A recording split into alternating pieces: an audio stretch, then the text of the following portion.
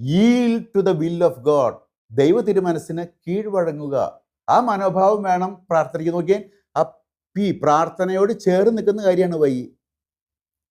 പ്രാർത്ഥനയോട് ചേർന്ന് നിൽക്കണം ദൈവ തിരുമനസ്സിന് കീഴ്വഴങ്ങുന്ന മനോഭാവം. യഥാർത്ഥ പ്രാർത്ഥന അതാണ്. ഗെത്സമേൻ തോട്ടത്തിൽ കർത്താവ് പാറപ്പുറത്ത് കൈമുട്ട് കുത്തിക്കൊണ്ട് കാണിച്ചു തന്നിരിക്കുന്ന പ്രാർത്ഥന മോഡൽ അതാ. മാനുഷികമായി ചിന്തിക്കുമ്പോൾ ഈ പാനപാത്രം മാറിപ്പോകണമെന്നൊക്കെ ആഗ്രഹമുണ്ട്. പക്ഷെ കർത്താവ് പറഞ്ഞു, പക്ഷേ എൻ്റെ ഇഷ്ടമല്ല നിൻ്റെ ഇഷ്ടം നിറവേറട്ടെ.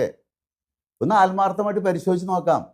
നമ്മുടെയൊക്കെ പ്രാർത്ഥനകളിൽ യഥാർത്ഥത്തിൽ ദൈവത്തിൻ്റെ തിരുമനസ് നിറവേറ്റെന്ന് പറഞ്ഞാണ് നമ്മൾ പ്രാർത്ഥിക്കുന്നത്.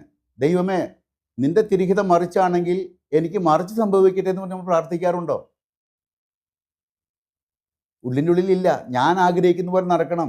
അതാണ് എൻ്റെ ഉള്ളിൻ്റെ ഉള്ളിലുള്ള ആഗ്രഹം. പ്രാർത്ഥനകൾ നടത്തും, യാചന പ്രാർത്ഥനയിൽ. പക്ഷെ നമ്മുടെ ആറ്റിറ്റ്യൂഡ് ഇതായിരിക്കണം, മനോഭാവം ഇതായിരിക്കണം, നിൻ്റെ ഇഷ്ടം നിറവേറട്ടെ, എനിക്ക് അത് തരണം ഇത് തരണം പ്രാർത്ഥിച്ചു. അന്നു വേണ്ട ആഹാരം നീ ഞങ്ങൾക്ക് തരണമെന്ന് പ്രാർത്ഥിച്ചോളാം കർത്താവ് പറഞ്ഞിട്ടുണ്ട്. നീ പ്രാർത്ഥിച്ചോ നിനക്ക് വേണ്ടതൊക്കെ. പക്ഷേ സെക്കൻഡ് ക്ലോസ് വേണം. ഈ പി പ്രയറിൻ്റെ പിയോട് ചേർന്ന് നിൽക്കണം വൈ. എന്നാൽ എൻ്റെ ഇഷ്ടമല്ല നിൻ്റെ ഇഷ്ടം നിറവേറട്ടെ, I am ready to take it up. അതാണ് പ്രാർത്ഥനയുടെ വ്യത്യാസം. So we have to be happy.